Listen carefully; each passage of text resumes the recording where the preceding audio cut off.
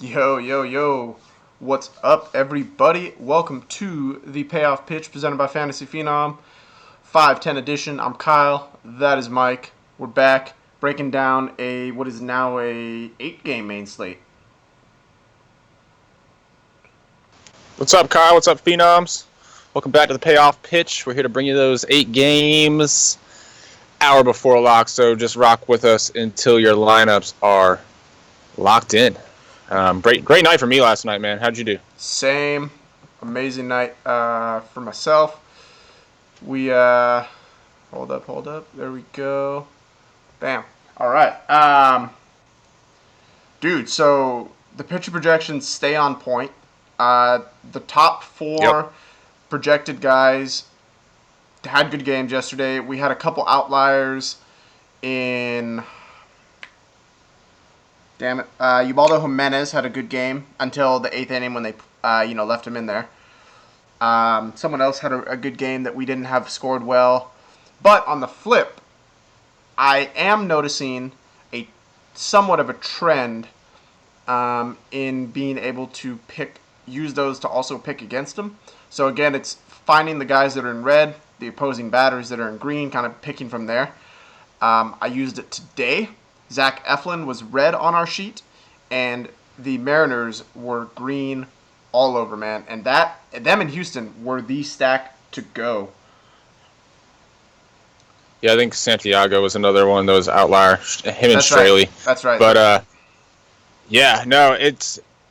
so this is what we're talking about. It's just a process that we're going through, stats that we think are relevant, and it's working out. I think if the majority of the plays, actually come out to have above average performances for pitcher, I think we're onto something. It's only going to be able to get fine tuned from there. So again, purpose of this, guys, purpose of us at the Phenom, we want user friendly tools. We don't want you to come to a site or our spreadsheets and to be overwhelmed by what you see.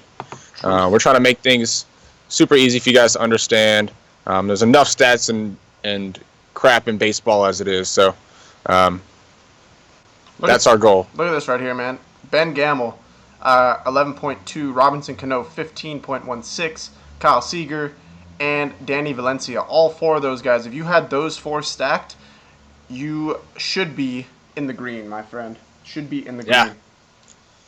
That stack won me the money last night, man. I talked about it on the show. I stacked Gamble, Cano, and Seager, and yeah, that's what did it for me last night. So I'm having a good night again today. That's pretty sweet. Clint says, Kyle, you gave that tip in Slack, and it is giving me a very nice early slate with Houston and Seattle stacks. That's what it's all about, my friend. Congrats. I know we have a lot of cashing going on this morning, so that's good. I'm safely cashing in every single lineup in my cash plays, so I did a couple 50-50s. As you guys know, I'm playing really light right now. I'm just testing out all these theories. I'm top 10 in these 50-50s. I'm first in all my 3 and 5 man contests, so everything's looking good, man. Gonna hope to continue it in the main. Yeah, I didn't play any early. I got caught up doing some artwork for the site, but it is what it is. I'm excited to play some tonight. Yep, and what about Herman Marquez, man? Him and Kyle Hendricks were 2 and 3 on our early game projections. Now, obviously, They're not going to finish as the second and third highest scoring pitchers on the early slate. However, both of them had very respectable games, and granted you got the right bats around them, should have no problem cashing. Yeah, not only that, but I guarantee there were some sharks that were stacking the Cubs. So absolutely, if you went and looked at that pitcher thing and saw some Marquez, and that was enough to just maybe not play him, but get off some Cubs bats, you're stomping all over some shark meat right now. Yeah, buddy. So we're looking good, man. I'm excited. Let's keep it going on the main. Jeremy has updated all the weather. Thank you to Mr. Jeremy. We got the implied totals in. Hold on 1 second. Got someone saying, no worries. Having trouble viewing the show. That is not a good thing. Oh, no. Yeah. And you and I just went and got pretty for the last hour, man. You got people have to come out and see us. I'm able to see it on my phone, so we should be good. It looks clear. I see your baby It looks clear face. to me.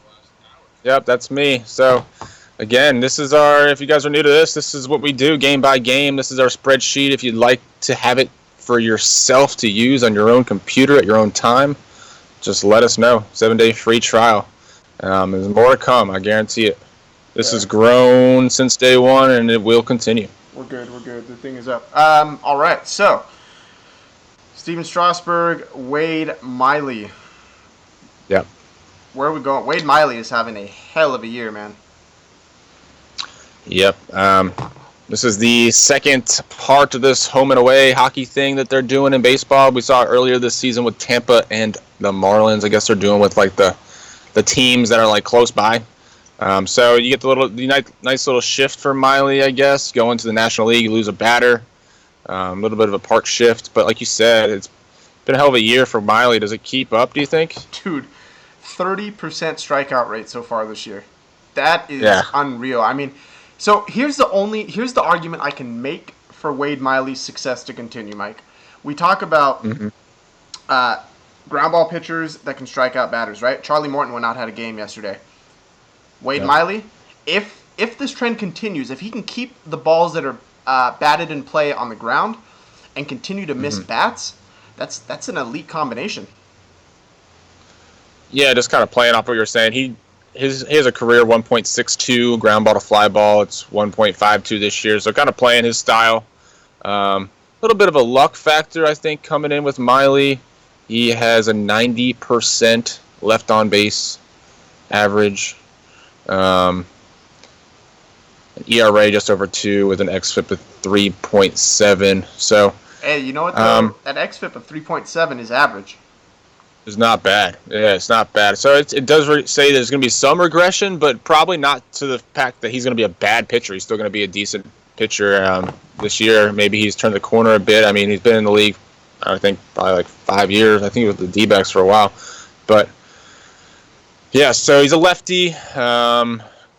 Obviously, big bats on the other side. Is this a pitcher you're going after, or are you just going to kind of let it slide and see if the trend continues? I know Washington's not really a team to go after. You look at the implied run total here.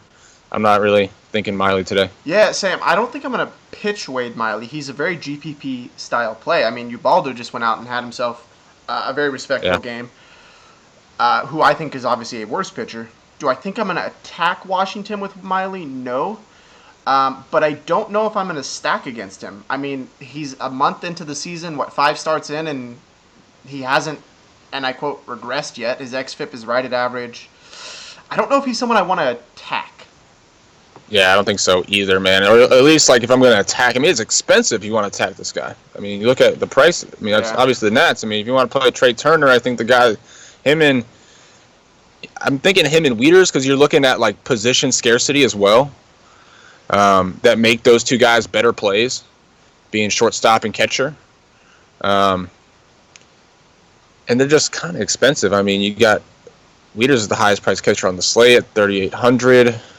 He, is not having a great year. I mean, I guess he's having a pretty average year for him. And then Trey Turner is in kind of a little bit of a funk right now. So, yeah, I'm not finding myself all over these Washington bats. Now, let's talk about Strasburg. I mean, I think there's really not much to pay down to at pitcher today. So I think these top 5 pitchers on both FanDuel and DraftKings are going to get a lot of attention. There's not really one that stands out. Does Strasburg stand out to you? The K's being down from his career numbers are a little worrisome for me. And by a large chunk, 8%. So we talk about Miley pitching above his career average. Strasburg, at least in strikeouts, which we talk about are a primary factor in DFS, they're down. And so if he gives up a run or two, we count on those strikeouts like Max Scherzer yesterday to get those points back and then some. Am I confident in Strasburg doing that? No. So for that reason, I don't find myself putting him at the top of my player pool. Yeah, and I mean, you look at the opponent too. The Orioles, they do seemingly play a little bit better at home, but they have the best record in baseball right now. I think this game has 2 really nice offense is in it. You look at the Orioles; they don't really strike out as much versus righties than they do lefties. We talked about that plenty of times. So I think the opponent really is what takes me off of Strasburg. I guess, yeah, the decline in strikeout is concerning. I mean, but they do let him pitch 120 pitches if he needs to. You know, he goes deep into games. Yeah. He's having a pretty decent year. He's only really had one bad start all year, so I could see why you'd want to go there. Again, it just doesn't seem like there's much separating these top 5 pitchers today, and it's making for a nice little GPP slate because there's not one guy out of the top 5 guys that I'm looking at like, oh, this dude is definitely going to have all the ownership. Yeah, I don't think I'm on this game. I really don't. I can see myself considering Strasburg. I'm not going to pitch Miley. There's another pitcher I like more in a GPP, but I'm not going to attack him. So I find myself fading most of this game. You could use some of the Baltimore bats if you want to. I could see Chris Davis, obviously, an elite one-off. The bats woke up a little bit. They got a couple off Scherzer yesterday. So I'm not against a Baltimore stack, but again, it's not my favorite of the night. I concur. Cleveland-Toronto. This game, for what it's worth, is getting sharp action on the under. And Francisco Liriano, man, is pitching really, really well this year. Minus that first game versus Tampa, he has settled down incredibly. His strikeouts are right on par with average. His average against him is good. His hard contact is way down, 22.5% this year. And his home runs are under 0.4 every 9 innings. Yeah, I mean, he does. He's been like this kind of his whole career. He feels like a very hot and cold pitcher. He's had seasons where he's looked outstanding, and been top 10 pitcher in the majors, and he's had seasons where he's kind of just fallen off the radar. I don't know. I still feel like it's a GPP play. I like this play. I think I like both pitchers in this game. I definitely look at the Cleveland bats, what they've been doing against lefties. It's not anything to really worry much about. In the last 7, they're a top 10 strikeout percentage versus lefties, bottom 10 in WOBA, bottom 3 in ISO.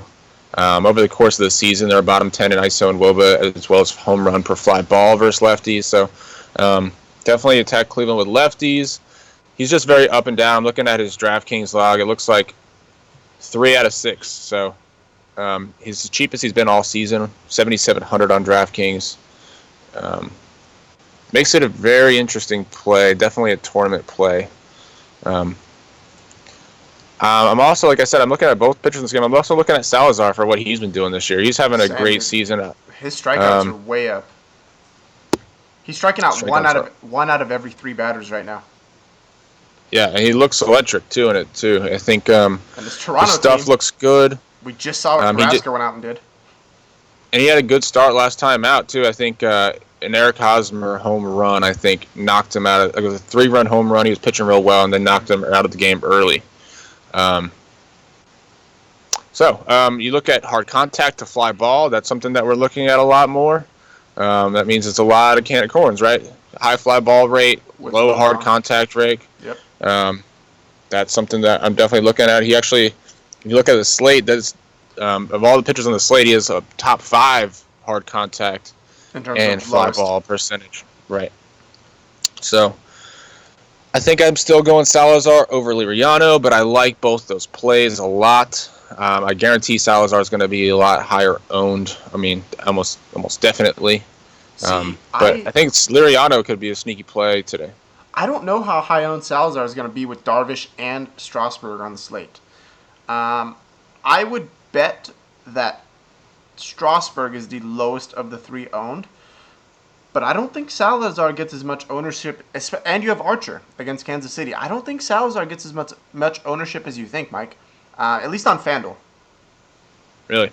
Yeah, no, I played him last time. I was a little bit, disappointed, obviously, because he didn't have everything kind of lined up for him, and then that home run really took him out. So, nothing to really shy me away from it. If you look at what Toronto's done against righties, we just kind of saw it with who just pitched yesterday. I don't remember. Um, but I had him in my lineup when Carrasco. Yeah, we saw with Carrasco yesterday. Went out and had a good game. I think they kind of are similar players, righties that can do damage. Yeah. It's a strikeout. Now, so here's something that puts me on Liriano a lot, Mike. He is 8K on FanDuel. He's below Kentai Maeda, Chase Anderson, and the same price as Wade Miley. Danny Salazar's Oh all my the way goodness. up. Yeah, Danny Salazar's up at 10-1. Francisco Liriano is my GPP pitcher of the day, man. I am all over this guy in a GPP. I agree. I think Liriano's a sneaky play. Again, I don't think people are going to. On DraftKings, I'm just curious because, again, there's not much to pay down to today at pitchers, so I imagine people are going to try and plug 2 high-priced pitchers into their lineups. But if they really wanted to do some savings, I think going down here in the mid-tier, Liriano's really the only guy I'm looking at. So him and I think Lynn are the only 2 mid-tier guys that I really want to play. Yes, sir. I'm curious to see what the Liriano ownership will be on DraftKings. Yeah, Liriano's my guy on FanDuel. I think since we both kind of like these bats, these pitchers, I don't think we're really on the bats. I think if I had to go there, I think it'd be Encarnacion and Ramirez against Liriano. I'm not on any of the bats in this game. Fading the bats. I like both pitchers. Yeah, same. Kansas City and Tampa Bay. We have Chris Archer and Jason Hamill. Chris Archer is a little worrisome with his hard contact and high fly ball rate. I know it hasn't translated to a lot of home runs yet, but something worries me. His strikeouts are down, hard contact is way up, and fly ball is up. That seems to me like you can see some home runs coming. Right, but then you look at the opposite, and Kansas City's hard contact is down, and their fly ball rate is also up. So it's like something's got to give. I think this Kansas City offense this whole season's been bad. I think perhaps they've turned a corner. Maybe I don't really buy into one good game as them being the Kansas City of old again. And I think Archer, being that he's so expensive on DraftKings, is probably going to, not get much ownership today. So that's kind of why I'm looking at Archer. I think, I am also concerned, again, the hard contact fly ball rate, and the low strikeout. He's right in the middle of Salazar and Strasburg on FanDuel. So I agree with you. I think he gets lower ownership than both of those guys. As far as Kansas City, I'm attacking Jason Hamill, man. I'm going to go right back to these lefties. They didn't fail me yesterday. Rasmus, Morrison, Tim Beckham didn't do much, but Dickerson, man. So all 3 of those guys were plenty serviceable. I cashed everywhere. So I'm going to go right back to him today against Jason Hamill, who gives up fly balls, hard contact, doesn't strike out a ton. Yeah, I'm not going to play Hamill today. So I could go back there. I was kind of put off a little bit by their ownerships yesterday, this Tampa stack. And why? I think if you have to play 2 high-priced pitchers on DraftKings to compete today, I have a feeling that they might be. People might go back there again. Roto was all over a Miller, Longoria, Dickerson stack, and so that's why you saw so much ownership there. I got Logan Morrison and Colby Rasmus at mad low ownership because everyone else played the other guys. Went the other way around. Exactly, and Evan Longoria. Yeah, I'm just saying it's a cheap stack, and I think the cheap stacks today are going to be popular. I'll be interested to see. And I'm not really playing anybody against Archer. Same. I'm not looking at Kansas City. St. Louis, Miami. So Lance Lynn is an interesting play, and then Tom Kohler is very stackable against high home run per 9 right now, 2.5 per 9 innings. I'm going right back to these St. Louis bats, man. You talk about Colton Wong. I don't know why that should that. So Carpenter, Gorko. You can look at Tommy Pham. There's just up and down this lineup, man. I think minus Yadier, who you could punt at catcher if you wanted to fit that lineup. You can look there, but Diaz, Grichuk, Carpenter, Gorka would be my 4 if I went there. Yeah, no, I mean, the toilet, man. We can stack against the toilet. We will always stack against the toilet. That's just kind of my strategy. I like the stack. I like the guys you mentioned. I really do like Tommy Pham. He's batting pretty much 500 since he came up. So, obviously, I mean, the Cardinals do this year after year, man. They find somebody comes out of nowhere and just comes up and then is there to stay, right? You know what's interesting? Maybe it's Tommy Pham this year. Well, he was up last year, and he had quite a few good games. Kind of fizzled out, and now since he's come back up, he's hit well again. So we'll see if he can continue it this year. I think that's a solid one-off if you want some. He's only $3,000 on DraftKings, so he's a great value play, I think, today. Yeah, and then you got Grichuk, Carpenter, Jorko, Diaz. I think, like you said, Molina to fit a stack, but stack against the toilet. Lynn has been surprising. He really has. I think not really a strikeout upside type of player, but he's strung together 4 good games. With that where said, he's made it a quality start in all 4 games. So, with that said, though, I mean, he's striking out at 20%. That's 1 out of 5. That's nothing bad. I mean, there is upside to him with the K's, and his WOBA against him is really, really low. So he's doing a good job. I would say this park favors pitchers more than hitters. So he is an interesting play. If you look at the platoons, obviously lefties hit him much better than righties, and the big bats in this lineup are kind of righty, so that helps him. And again, 4 straight quality starts. It's not, you can only be so lucky, Yeah. I was against Atlanta, Cincinnati, at Milwaukee, or at Atlanta, at Milwaukee. So Cincinnati and Pittsburgh. So San Diego and Texas. We got Luis Perdomo on the hill, who gives up home runs to lefties in a home run park in Texas, and Yu Darvish on the other side, who San Diego struggles mightily against. Man, I think Yu Darvish could end up being the best pitcher on this slate. With the strikeout potential, pair that with San Diego's strikeout upside. I like a full Texas stack if you can do it, man, with Darvish. And then I like Odor batting 5th. Gallo's back down at 8. I like Shin-Soo Choo leading off, and I like Mizara at 3. Yeah. 2 kind of opposite pitchers going up against each other.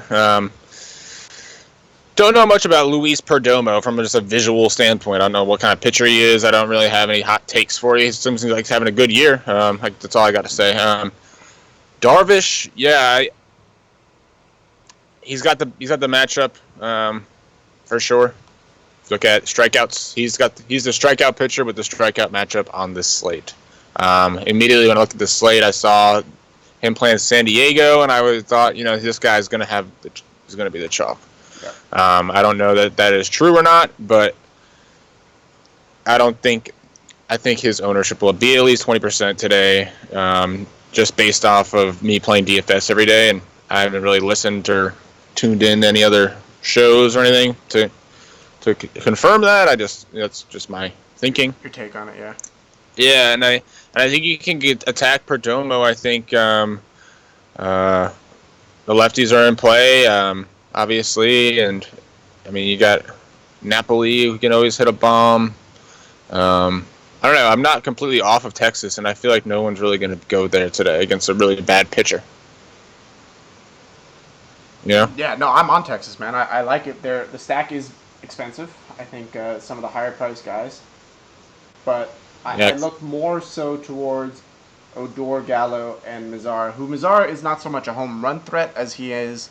Well, he can hit home runs. He definitely can in this park, but I look at him more as like a split the gaps kind of guy. And if you put Shin-Soo Choo and Andrus in front of him, there's some potential there. Yeah, I kind of like the Mazara, Gomez, Odor 3-man stack. But again, I like Napoli. I kind of like some Lucroy a little bit. Just because those guys got pop and this pitcher isn't that great. I mean, I don't think you have to stick with lefties against Perdomo. I can agree with that. So, all right, Boston, Milwaukee. We have Kyle Kendrick back on the hill. Career numbers are not good at all. Low strikeout percentage, high fly ball, high home run per nine. Everything points to a Milwaukee stack. So Eric Thames obviously in play, hit a home run yesterday. Travis Shaw. Keon Broxton leading off now. That is extremely enticing, and he is on fire. Yeah, I think this Brewer stack is one of my favorites. I think I'm gonna get off Thames just because I'm a contrarian player. Like I want to stack the other three guys in that top four, just because I know he's gonna be like 20-some% today. We're talking about Broxton. Yeah, Broxton's been on fire, guys. He had a great game yesterday, 40 DraftKings points. And he's just kind of turned the corner. I think if you look over the last, I think it's 10 days, he's batting over 350. Yeah, minus one game in the last 9. He has a hit in every one. Can steal some bags. It was a guy I was high on coming into the season. Had a little breakout year last year, so someone I think his price will go up, and I'm going to try and jump on it when he's in a good spot, still for somewhat cheap. His price has already risen over the last 2 games, $300. So, on the Boston side, do we stack against Chase Anderson, who's having definitely a career year relative to where he's performed previous years? I know he's still young, so maybe he's kind of turned the table, or turned the corner, I should say, is the correct terminology. Yeah, no, I mean, it's not cheap to stack Boston, so if you're not completely on it, on a slate where you want to pay up at 2 pitchers on DraftKings, it's like, I don't know that I'm all over Boston today because it's just not cheap enough, and Chase Anderson's been all right, so that's kind of where I'm at with that call. I agree. I think you can definitely look at it. This is working with Mookie leading off, Benintendi at 4. True. I really like that pairing. I know they're a little bit apart. I can stack the whole Boston outfield if I wanted to. It's not a stack I'm on today, but I couldn't argue it. Jason says Betts is heating up a lot. Yeah. So, I mean, both of these leadoff guys, I love guys that are leading off, that can get on base, that have some power. Both these guys do that, so you could make the case to just play both these outfielders if you wanted one-offs in this game. No, I think you definitely could, man. Minnesota, Chicago is rained out. So no more of that. I was on to that game too. I was too. Upset. That Chicago stack kind of let me down yesterday. But as they say, Mike, such is life, right? Such is life. Exactly.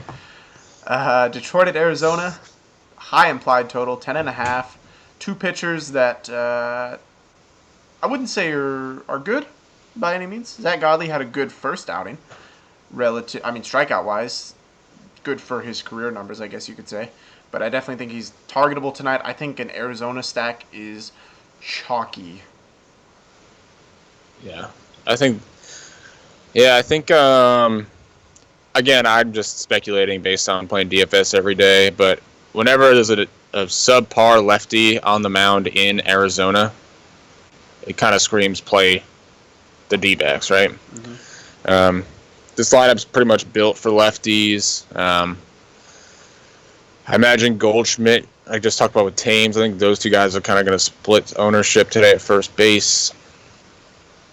Tomas and Drury, I think there's a nice 2-man that you can probably get for a little bit off the chalk. Just a little bit. I don't know how much less, but yeah, I think Arizona's, if you're playing cash, that's where you're going. Yeah, no, I agree. You know what I mean? Mm-hmm. If you're playing cash, that's where you're going. And then on the other side, I think you can go here, man. I like Miggy and Upton for some bombs. I think either one of those guys make for a good one-off against Zach Godley. For what it's worth, the pitching projections kind of like this guy, so maybe that's a reason to get off of them. So yeah, definitely interesting. Definitely interesting, to say the least. right? We can see a similar situation we saw to Marquez earlier today, but I don't know. I still like Upton and Cabrera. Upton is kind of a streaky guy. He hit a home run yesterday. Cabrera, it is who it is. I'm interested to see this. So Matt Boyd is not a great pitcher by any means, and Arizona kills lefties. The only guy in green, now granted there are guys close to green, is Goldschmidt on our home run projection. I'll let you guys in on that. Interesting. Whether we'll see whether it's accurate or not. I mean, I can't. I've learned not to question the numbers. They have been wrong before because of the volatility of the sport, but that surprised me a little bit. Did, yeah. Especially in a game that everyone's kind of seemingly on for good reason. Two poor pitchers in a hitter's park. Yeah. So it'll be interesting to watch. We'll see. I can get behind a Pollock, Goldschmidt, Tomas stack, though. You can look at Drury if you want to stack Arizona. On like you were talking about, I like Miggy. I like Tyler Collins, and I like Upton on the other side. On the flip. Yes. And finally, Pittsburgh and Los Angeles. What about Julio Urias yesterday, man? Had a no-hitter going for a while. Yeah. Well, I knew they were going to pull him. They're not going to let him pitch the no-hitter. No. Yeah, it seemed like the Dodgers players just, if it's not Kershaw, they're not going to let him pitch, into the 7th inning. So it's like, I don't know, it's like taking all the Dodgers pitchers out of DFS play. I feel like you look at Maeda, let's see, where you at, man? Good pitcher, good matchup, right? Pitched into the 7th inning once this season, and you look at the pitch counts and games he was winning. Last game, 5 innings pitched. They pulled him after the 5th inning with 87 pitches after only giving up 1 run, striking out 8. Against so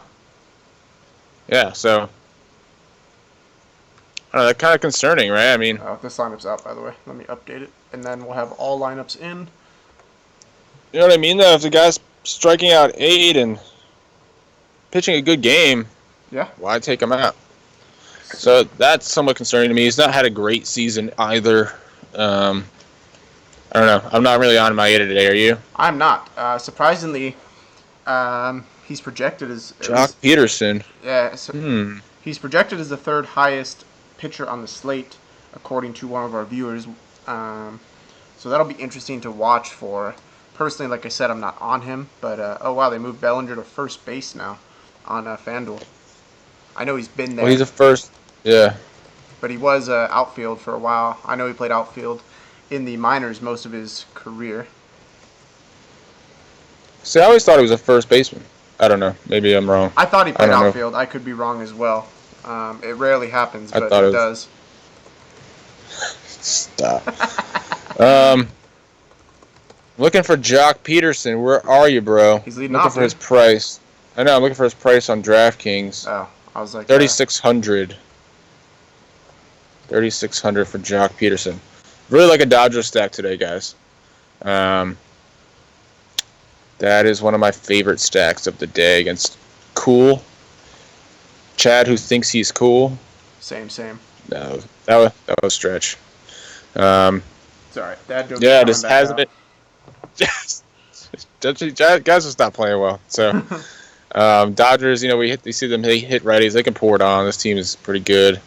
So I like this Dodgers stack. I like Grandal. Hit a home run last night. So I think if he's in my stack, I want him in it. He's better from the left side of the plate. The top of this Dodger lineup looks scary right now, man. Yeah, I'm interested to play Jock Peterson now. Jock's only 2.9 on FanDuel. I think I'm going to go there. All 3 of my outfielders are leading off right now, so I have my lineup's shaping up a little interesting. So I have Liriano pitching, Carpenter and Wong as a 2-man. I have Bandy and Broxton as a 2-man. I have Seager and Peterson as a two-man, and Corey Dickerson as a one-off. It's pretty cool. I like that. Yeah, I have Seager and Peterson. I'm trying to make it work right now. I might have to get rid of Grandal and punt at catcher to do that. So I do not have. I'm still kind of playing with it. All I have is a two-man stack today. Although I'm looking to see if I can fit a three-man in here. I could go to Randall. I'm going to do that actually. I like that instead of Corey Dickerson today. Although I do like him, I'm going to fit Randall Grichuk because it 1-2-3 on St. Louis against Kohler. I do like that. So I got Wong, Carpenter, and Grichuk, and I'm going to go with that three-man, and then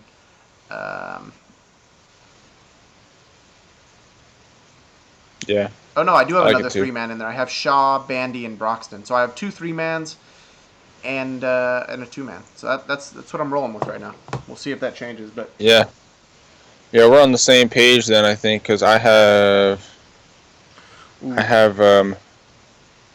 a Dodgers three-man and a Brewers three-man. Or no, I have a Dodgers two-man and a Brewers three-man. This is interesting, Mike. Broxton or Jock? Yeah, they're both kind of the same price. Both leading off. Whatever, I think, if I was going to do a one-off, I'm going to pick Peterson because he's got the home run upside, I think, over Broxton. What do you think? Let me see. So, cool. He's got these numbers. I think I got to go with Broxton, man. I think as a one-off? Yeah, maybe. I mean, Peterson home run upside. Broxton, I think, is in the better park, the better offense. Personally, I do think this Milwaukee offense is better when they're on. Obviously, has the protection behind him and Eric Thames. If he gets on base, I think he has a very good chance of getting in. He can steal bases. I don't like to target stolen bases, but if I'm using that as a tiebreaker, I think he has more stolen base upside than Jock. It's just a gut feeling. Throw Tomas in there. They're the same. Nah. He's about the same price as those two guys. I would take both of those guys over Tomas personally. Okay. Okie dokie. But yeah, Broxton's a gut call for me. I'm not. Yeah, gut call. All right. Jason says Dietrich is going to be chalky. Really? That's interesting. I don't like Dietrich at all. I know he's leading off, and people run. I don't know what position he plays. I think he's second base. Where's he play? Let's see, Miami. Second D. Gordon plays second base. Oh, I'm talking about position eligibility. I believe he's going to play shortstop. He's third base on DraftKings, so who knows where he is in. Oh, man. Yeah. Yeah. Who do you have in your Dodger stack? Do you have Bellinger in your Dodger stack? Negative. I have Jock and Corey. Who would your third guy be? Who would it be? Chico? Yeah. It would be Grandal or Bellinger. I like Bellinger. If I had another outfield position, it would be Bellinger. I think he's actually mad expensive on FanDuel. Let's see. It's $3,900 on DraftKings now. Grandal is $3,700 on DraftKings. Both guys, I think, are a little expensive for sure. Corey Seager, $4,600 at shortstop today. Oh, you know what? Duh. He's at first base now. Bellinger He's first base and outfield eligible on DraftKings. He is $3,500 as a first baseman. Now, this makes Bellinger a lot harder to roster personally because first baseman is a position you have to get right, in my opinion. And with so many other options, it's hard to justify using him as a first baseman. Now, something that's interesting, they moved Javier Baez to the outfield on FanDuel. Weird. I like that a lot because I can feel a lot more confident rostering him as an outfielder. But, yeah, I don't know. I think you hit on the head with first base. Luckily, he's still outfield eligible on DraftKings. I mean, he is in a good spot, and he has been tearing the cover off the ball. I mean, so you can make the case for him at $3,900 that he's a good play. I think you definitely can at first base. I'm not going to go there at first base, but I've been trying to get him in my lineup in the outfield, but I don't know. It's just not working out. Who, Bellinger? Yeah. It's kind of coming down between him and Broxton.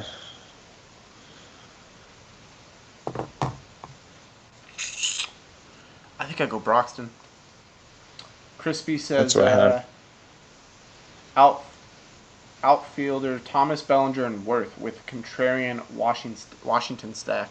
Yeah, I'm interested to see how chalky that Washington stack is. I could see it being contrarian today. Yeah, I Jason think all the says, expensive stacks are going to be contrarian. Orioles, Boston.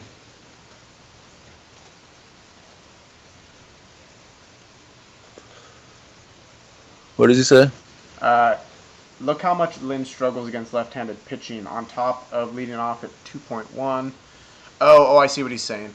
Dietrich leading off Yeah, at Mad Cheap and Lynn versus struggles versus lefties. Okay, I see what you're saying, yeah. oh, he's 2.1. 2.1K, yeah. Hey, yo. Let's That see what he is on DraftKings. You're going to see those expensive pitchers highly owned. 3.1. 3.1. Yeah, it could make sense that he would get some ownership today. I'm not really going there, just because of the people trying to pay up a pitcher. Same. All right, like I said, I'm paying down at pitcher. I got my Liriano. I'm happy. Yeah, I'm going Travis Shaw at third base and filling that stack. He's only $400 more than Diet Rich. Dietrich. Yeah, Diet Rich. It's all right, Mike. We'll get you there. Diet. All right, give me your top three pitchers on the slate. You know the deal. Okie dokie. Yeah, I'm going to go Archer, Salazar, and Lynn. Interesting call on Archer. Okay. And Lynn. Interesting. Okay. I have Salazar, Liriano, and Yu Darvish. I think Yu Darvish is. You're going to go there. I think Yeah, Liriano and Yu Darvish are the other two pitchers I've written down. So those are the five guys that I have considered on this slate. Favorite stacks? Let's go St. Louis, Milwaukee, and the Dodgers. St. Louis, Milwaukee, Dodgers. Okay, I got St. Louis 100% with you on that. Also on the Dodgers. My third is going to be the Rays again. I'm going to go back to those lefties. Mm-hmm. Like the Rangers a little bit too. And then I think, again, if you're playing cash, it's got to be Arizona. I'm just naturally fading them because I think people are going to be on them. That's where I'm at. Yeah. Curious to see what I'm going to get Tommy Pham for at $3K on DraftKings.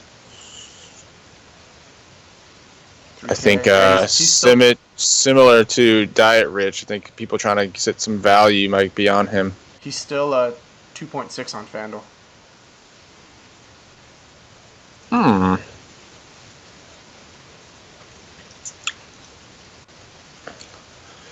Cool. Well, yeah, I think that's about it. I mean, I'm curious to see Kyle Kendrick come back and pitch for these Red Sox. I'm not really sure why he's getting the start. I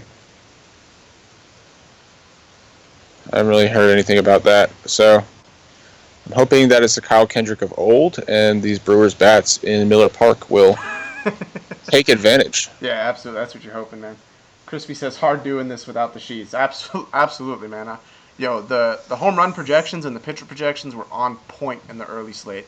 So I'm hoping that they stay that way on this main. Hard doing what? Playing DFS? Yeah. Hard making the lineups without them. Especially in baseball, yep. For sure, man.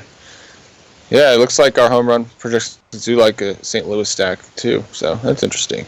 They love it, man. When numbers can back up logic, I think we're good. Yeah, I don't know. I think that's 8 games and it's pretty manageable Wednesday night. So kind of weird that it's only 8 games on a Wednesday, actually, now I think about it. I don't know, maybe there's a bunch of like school field trips or something going on.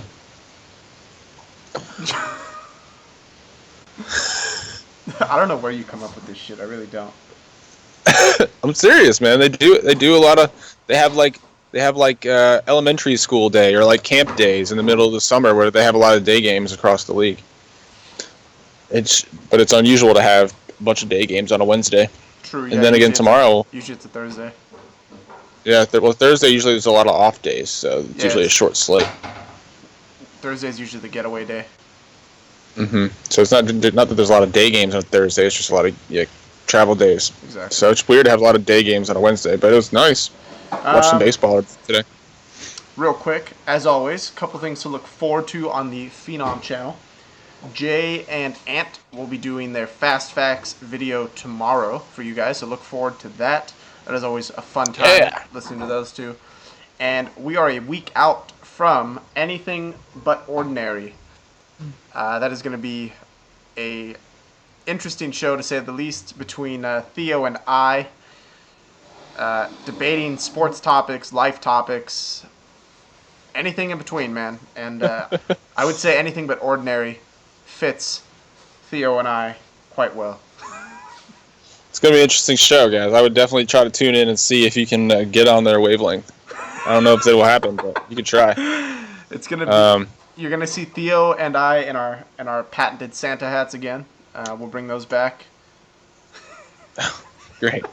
But yeah, I'm excited for this NASCAR show tonight, and then obviously he's gaining a lot of ground. With the show they had this weekend, last weekend, so yeah, correct. I know I cashed in NASCAR. I won our Phenom free roll just by watching their show. Like, I didn't look anywhere else for any research. I was at work. I watched their show in the morning, built my NASCAR line, and ended up winning the free roll and making some money.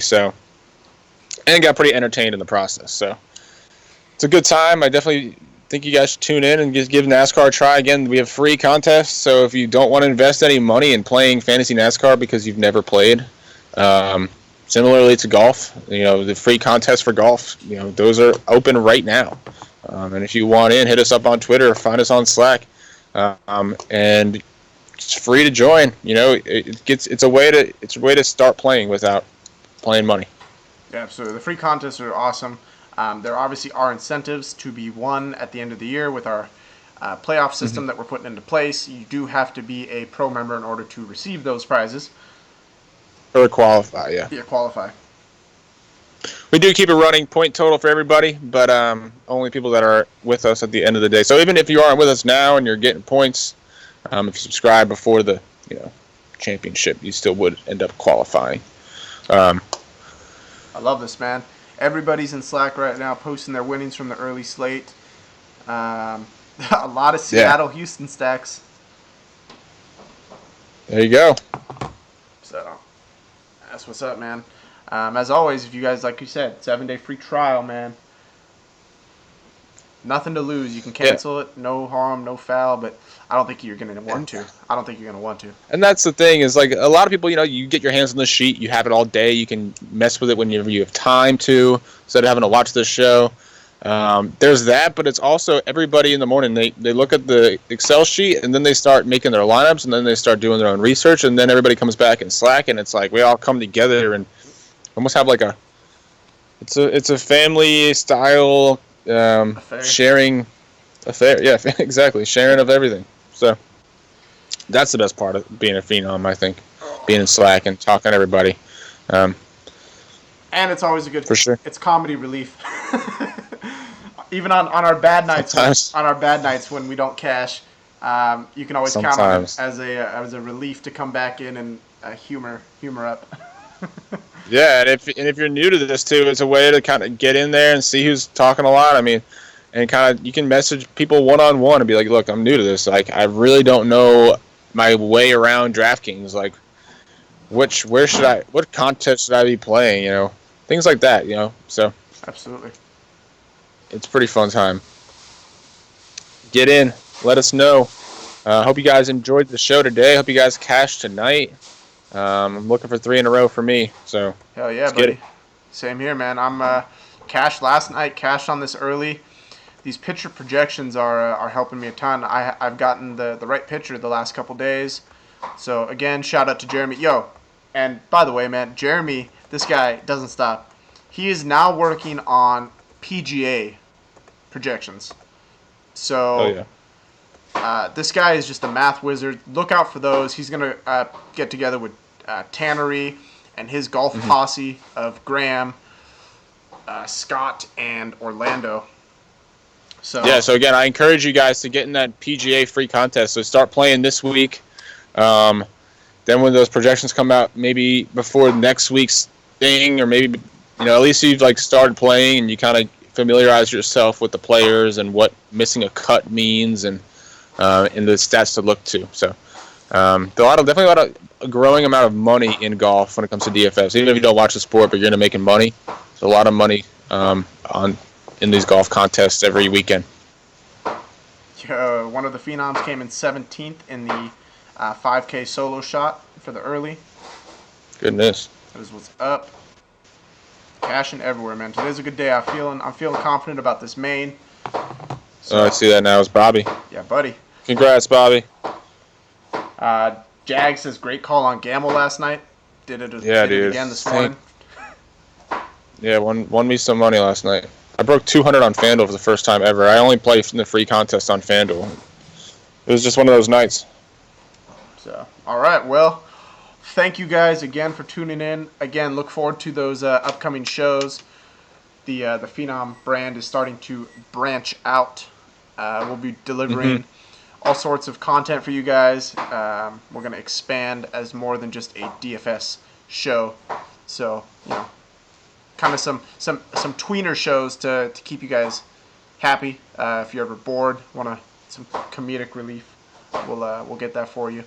Always the interaction will be on Twitter involving you guys. So yeah, there's definitely more shows to come, and with more shows, we'll kind of try to get a schedule for you guys. So yeah, I know we do these MLB shows on different days for our schedule. So I know that can be kind of aggravating not knowing when we're going on. So with more shows, I think it's important for us to kind of come up with a schedule, tweet it out to you guys.